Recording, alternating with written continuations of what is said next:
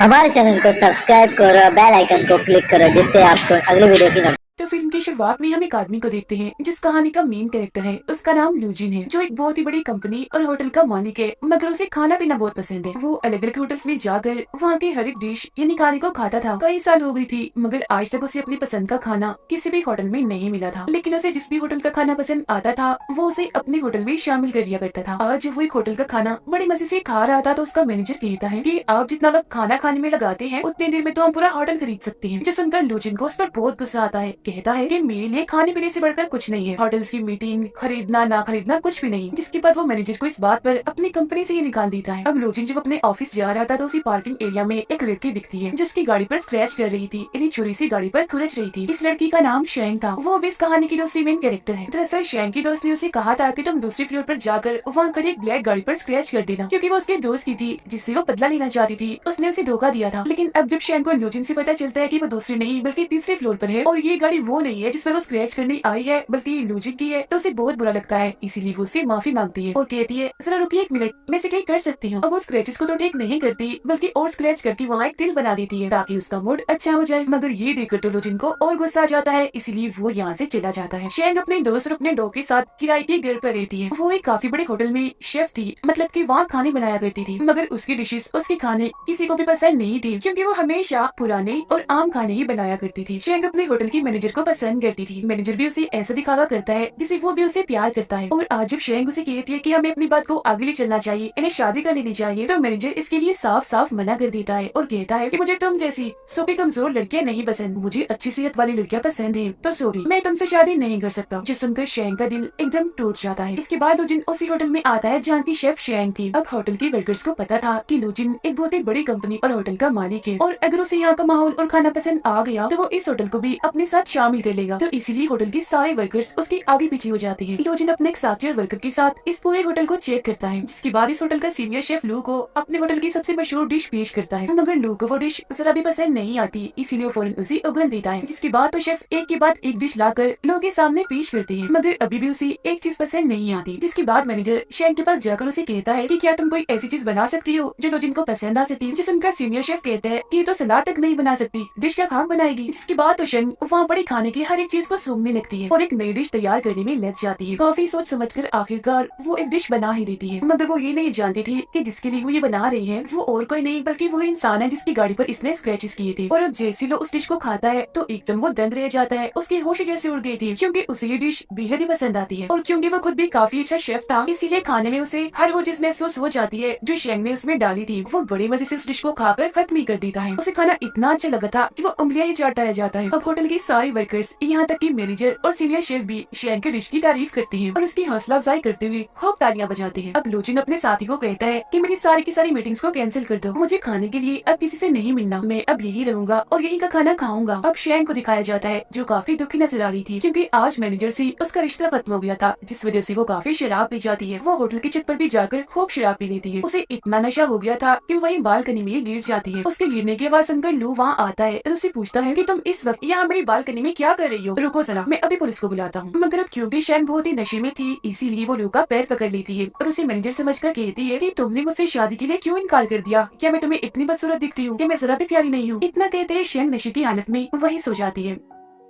तो उसे सबक सिखाने के लिए एक सूटकेस में बंद कर देता है और अपने साथ ले जाकर लिफ्ट में उसे छोड़ देता है। अब जब होटल की वर्कर्स ये देखती है कि शैंग सूटकेस में बंद है तो वो काफी घबराते हुए चिल्लाने लगती है और ये समझने लगती है कि लू ने शैंग के साथ बदतमीजी की है, इसीलिए वो पुलिस को बुला लेती है। तब पुलिस आकर लू को पकड़ लेती है और उसे जेल में बंद कर दिया जाता है। जिसके बाद लू का साथी और शैंग की दोस्त वहाँ आकर लू की जमानत करवा देते हैं। इनके साथ यहाँ लू भी थी। शैंग की दोस्त लू को कहती है कि शैंग ने आपके साथ जो सलूक भी किया उसके लिए मैं आपसे माफी मांगती हूँ। फिर जब भी दोनों यहाँ से जाने लगती है तो शैंग लू से कहती है कि आप हट जाएगी वहाँ से, आप एक गंदी जगह पर खड़ी हैं, वहाँ कोई गंदी चीज पड़ी है। तभी लू का साथी गाड़ी लेकर आता है तो लू अपने जूतों को वही फेंक कर गाड़ी में बैठ जाते हैं और फौरन यहाँ से चली जाती है, जो देखकर दोनों लड़कियां हंसने लगती हैं। अब अगले दिन शैंग होटल की एक पेड़ से एक बच्चे की छतरी उतारने जाती है जो किसी शरारती बच्चे ने मधुमक्खियों के छत्ते में फंसा दी थी। ऐसा करने से मधुमक्खियां अपने छत्ते से उड़कर उन सब पर हमला कर देती हैं, जो देखकर सारे बच्चे और शैंग वहाँ से भाग जाती है। मगर वो सारी मक्खियां लू को काट लेती है क्योंकि ठीक इसी वक्त पर वो भी यहाँ से गुजर रही थी। मक्खियों ने उन्हें काट कर उनका पूरा चेहरा ही सुझा दिया था। इसलिए शेंग वहाँ आकर एक बार फिर से उनसे माफी मांगती है, जिस पर लू अपने साथी को कहता है कि इसे फौरन एक घड़ी बांध दो, क्योंकि जब जब ये मेरे आसपास होती है तो कोई ना कोई मुसीबत आ जाती है या ये खुद ही मेरे लिए खतरा बन जाती है। और अब अगर अगली बार ये मेरे करीब आएगी तो अलार्म बज जाएगा, जिससे मैं चौकन्ना हो जाऊंगा और इसे कहीं दूर चला जाऊंगा। लेकिन अभी भी लो ये नहीं जानता था कि वो जिसके खानों का दीवाना है वो और कोई नहीं बल्कि शेंग ही है। वो इसके लिए मनपसंद खाने बनाती है। यहाँ तक कि शेंग को भी ये बात पता नहीं थी कि उसके डिशेस का जो सबसे बड़ा दीवाना है वो और कोई नहीं बल्कि लू ही है। लू क्योंकि होटल में ही रह रहा था, इसीलिए वो थोड़ी थोड़ी देर के बाद कोई ना कोई डिश बनाने को कहता था, जिससे शेंग बना बनाकर उसके लिए बेचती थी। वो एक के बाद एक नई डिश को बनाकर बड़े ही अच्छे तरीके से लू के पास भिजवा दिया करती थी, जिन्हें लू बड़े मजे से बड़े चाव से खाया करती थी। अब इसी रात शेंग के पास होटल का मैनेजर आकर उसे कहता है कि अब मुझे मोटी सेहतमंद लड़कियां पसंद नहीं है बल्कि तुम जैसे स्मार्ट पसंद है, क्योंकि अब मैं भी जिम जाने लगा हूँ। इसलिए तुम ऐसा करो, आज रात मेरे साथ मेरे घर चलो, जिसके बाद हम शादी कर लेंगे। उसकी ये बातें सुनकर शेंग को काफी गुस्सा आ गया था, इसीलिए उसे काफी बुरा भला कहकर गालियां भी देती है और वहाँ से भगा देती है। खुद भी फिर वो वहाँ से चली जाती है। फिर रात में जब अपने दोस्त के साथ घर पर थी तो उसे कहती है कि आजकल मैं होटल में बहुत मसरूफ रहने लगी हूँ, मुझे बहुत काम करना पड़ रहा है, क्योंकि मैं अपने होटल के नए मालिक के लिए अलग अलग डिशेस बनाती हूँ ताकि वो खुश हो जाए और मुझे अपने होटल का सीनियर शेफ बना दे। अगले दिन जब कुछ रिपोर्टर्स लोग का इंटरव्यू लेने आते हैं तो शेंग को पता चल जाता है कि अब तक वो जिसको परेशान करती आई है वो बहुत ही बड़ी कंपनी का मालिक है, और ये और कोई नहीं बल्कि वही है जिनके होटल को खरीदने वाला है, मतलब कि होटल का होने वाला मालिक, और यही मेरे खानों का दीवाना भी है। तो इसीलिए आज के खाने में वो लोगों के लिए दिल खोल कर मिर्च मसाला डालती है ताकि अब की बात वो उसके खाने को पसंद ना करे और ये उसे दूर चली जाए। मगर उसका ये प्लान काम नहीं करता, क्योंकि खाना खाते हुए लोग की आंखों से पानी तो आता है तेज मिर्ची की वजह से, मगर उसे खाने का जायका बहुत अच्छा लग रहा था, इसीलिए वो रुकने का नाम ही नहीं ले रहा था, लगातार बस खाता ही जा रहा था। सबसे आखिरी में शेंग लोग के लिए अपनी तरफ से एक केक बनाकर भेजती है, जिसमें उसने हर वो चीज डाली थी जो लोगों को बेहद ही पसंद थी। तो जाहिर है ये केक भी उसे बहुत ही पसंद आता है। केक खाने की बात वो इतना दीवाना हो जाता है कि उस शेफ से मिलने के लिए बेताब हो गया था जो अब तक उसके लिए खाना बनाती आ रही है। मगर शेंग जब उनके सामने जाने से मना कर देती है तो लोग खुद किचन में आ जाते हैं उससे मिलने के लिए, मगर अभी शेंग उनके सामने नहीं आती बल्कि वहाँ से भाग जाती है, क्योंकि उसे डर था कि अगर उसने मुझे देख लिया तो वो मुझे काम से निकाल देगा। थोड़ी देर के बाद जब लोग वॉशरूम में थी तो वहाँ एक चम्मच आकर गिरता है, जिसे कोई वॉशरूम के अंदर से ही नीचे से हाथ डालकर दोबारा उठा लेता है, जो देखकर लोगों को लगता है कि जरूर यहाँ कोई चोर है, इसीलिए वो वॉशरूम के दरवाजे को लॉक करके वही छुप जाते हैं।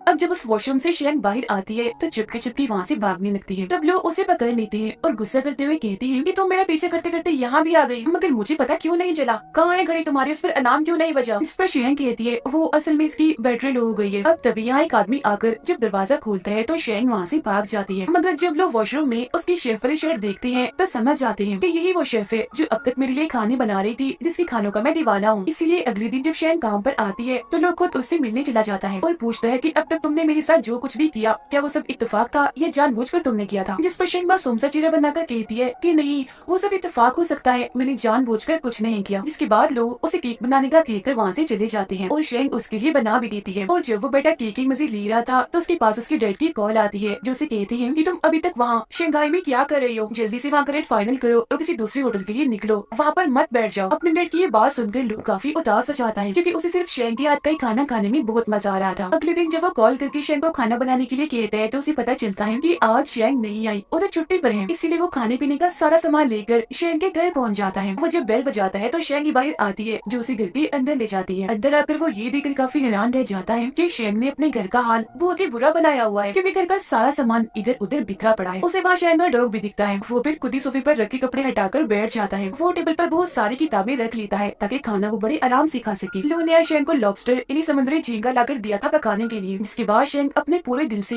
डिश को तैयार करके लोग को देती है। और जैसे उसके साथ खाना खाने के लिए बैठती है तो लोग कहता है ओ सॉरी, वो दरअसल खाना मैं अकेला खाता हूँ, मुझे किसी के साथ बैठकर खाना खाने की आदत नहीं है, तो तुम ऐसा करो कहीं और जाकर खा लो। जो सुनकर शेंग को अजीब तो लगता है, मगर वो फिर भी अपना खाना लेकर किचन में चली जाती है और पूछती है कि क्या तुम अपने घर वालों और दोस्तों के साथ मिलकर भी खाना नहीं खाते। जो सुनकर लो बड़ा ही अजीब जवाब देता है कि जैसे तुम अकेली सोती हो, अकेले नहाती हो, तो उसी तरह बिल्कुल मैं अकेले खाना खाना पसंद करता हूँ। थोड़ी देर के बाद खाना खाकर जब शेंग बाहर आती है तो देखती है कि लो वही सोफे पर ही सो गया है। फिर अगले दिन जब लोग की आँख खुलती है तो उसे भी एहसास होता है कि कल रात मेरी आंख लगी थी और मैं यही सोया रहा। वो भी शेंग को ढूंढते हुए जब उसके कमरे में जाता है तो देखता है कि वो तो अभी तक सोई हुई है। अब हर रोज एक खाने पीने का सामान लेकर लोग शेंग के घर पहुंच जाया करती थी। उसे खाना बनाने का कहकर जब उन खानों को खाती थी तो फिर वही सो जाया करती थी। ऐसे ही कई दिन गुजर जाते हैं। शेंग हर रोज एक नई डिश लोग के लिए बनाया करती थी। उधर लोग के साथी और शेंग की दोस्त की भी दोस्ती हो जाती है। फिर एक दिन जब लोग शेंग के घर पर थी तो वहाँ बहुत बारिश होने लगती है। शेंग के घर की छतें इतने कमजोर थी कि वहाँ से पानी पानी टपकने लगता है। इसीलिए ये दोनों छतरी लेकर वहाँ बैठ जाते हैं। फिर अगले दिन हम देखते हैं कि लू ना तो शेंग के घर आई है और ना ही वो होटल में थी। इसीलिए शेंग अपने दोस्त के साथ लू के घर ही पहुँच जाती है। उन दोनों को देखकर लू का साथी उन्हें अंदर तो आने देता है, मगर वो शेंग को लू से मिलने से मना कर रहा था। इसीलिए वो जबरदस्ती भागकर खुद ही लू के पास आ जाती है। वो वहाँ एक लड़की को देखती है जो लू को खाना पेश कर रही थी। उसे देखकर वो लू से पूछती है कि ये कौन है जो मेरे होते हुए आपको खाना दे रही है, जिस पर लू उसे बताते हैं कि ये मेरे घर की शेफ है। वो शेफ भी फिर शेंग को बताती है कि मैं पिछले 7 सालों से इनके लिए खाना बनाती आ रही हूँ। अब लू भी शेंग को ये कहते हैं कि क्योंकि ये छुट्टी पर थी इसीलिए आया था मैं तुम्हारे पास खाना खाने। ये बात सुनकर शेंग को काफी बुरा भी लगता है, साथ ही उसे काफी गुस्सा भी आ रहा था, तो फौरन वहाँ से चली जाती है। फिर अगले दिन शेंग जब होटल में काम कर रही थी तो लू की शेफ वहाँ आकर उसे पूछती है कि तुम ये काम कब से कर रही हो, जिस पर शेंग बताती है कि मैं तो ये काम 5 साल से कर रही हूँ। वो शेफ कहती है फिर तो तुम अभी मेरे सामने छोटी ही हो, मतलब इतनी माहिर नहीं हो जितनी मैं हूँ, अनाड़ी कह सकते हैं, मगर क्योंकि लोगों को तुम्हारे हाथ का खाना भी पसंद है तो तुम्हें मेरे साथ काम करना चाहिए। हफ्ते में 5 दिन मैं और हफ्ते के आखिर में 2 दिन तुम उनके लिए खाना बनाओगी। वो शेंग को एक लिस्ट बनाकर देती है, यानी कि तुम्हें लोगों को क्या क्या खिलाना है। जिसके बाद वो यहाँ से चली जाती है, मगर उसकी बातों से शेंग को इतना गुस्सा आ गया था कि वो उस लिस्ट को ही फाड़ देती है और फोड़ फोड़ कर रोने लगती है, क्योंकि वो नहीं चाहती थी कि उसके अलावा और कोई लोग के लिए खाना बनाए।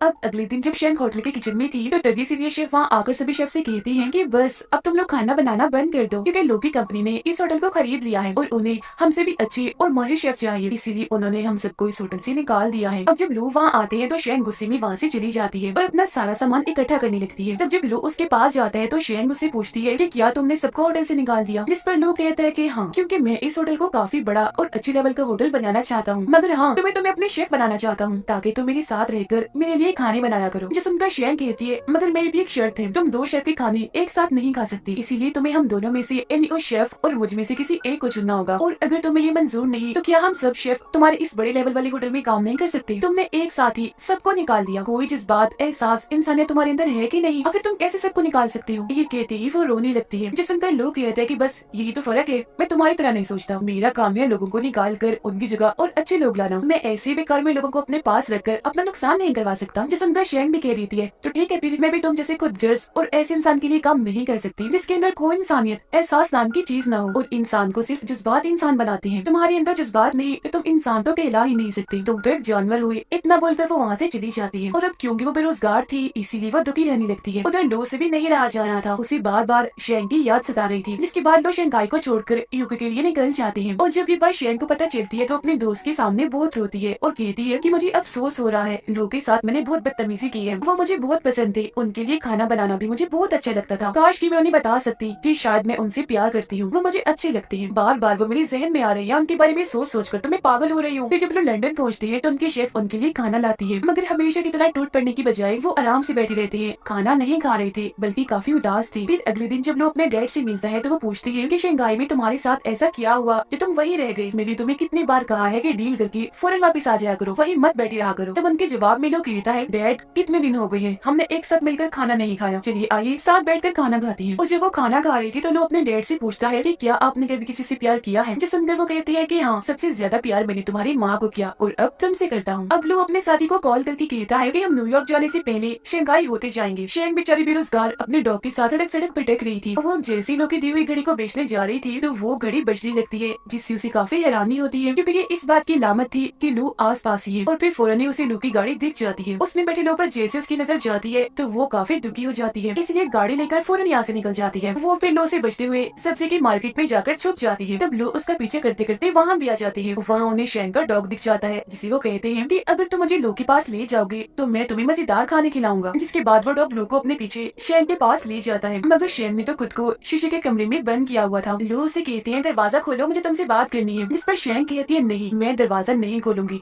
मुझे आपसे कोई बात नहीं करनी क्योंकि मैं आपसे नफरत करती हूँ। चले जाइए अब अपने उसी शेफ के पास, क्योंकि आज के बाद मैं आपके लिए कुछ बनाने वाली नहीं हूँ। जो सुनकर लो कहती है तुम मेरे लिए सिर्फ एक शेफ ही नहीं बल्कि तुम बहुत ही खास हो, असल में तुम मुझे बहुत ही पसंद हो, इसलिए जल्दी करो दरवाजा खोल दो। जो सुनकर शेंग शर्माने और हंसने लगती है, कहती है नहीं, पहले तुम मुझे ये बताओ कि क्या मैं दुनिया की सबसे खूबसूरत लड़की हूँ, अगर आप बताएंगी तभी दरवाजा खोलूंगी मैं। इस पर लो भी कह देते है कि हाँ हाँ तुम दुनिया की सबसे खूबसूरत लड़की हो। ये सुनकर शेंग को इतनी खुशी होती है कि वो झट से दरवाजा खोल देती है। अब लो उसे यहाँ से लेकर चले जाती है। वो उसे एक घर में लाई थी, जिसके बाद वो दोनों बालकनी में जाकर बैठ जाते हैं क्योंकि ये लोग की पसंदीदा जगह थी। दोनों यहाँ से डूबते हुए सूरज को देख रहे थे क्योंकि ये नजारा देखना दोनों को ही काफी पसंद था। दोनों यहाँ बहुत खुश थे और अब यहाँ आकर वो अपने अपने प्यार का इजहार कर देते हैं। साथ ही एक दूसरे को लेकर जो उनके जज्बात हैं वो भी बता देते हैं। वो फैसला करते हैं कि क्योंकि हम प्यार करते हैं तो जल्द हम शादी कर लेंगे और हंसी खुशी एक साथ रहेंगे। जिसके बाद ये शानदार कहानी इधर ही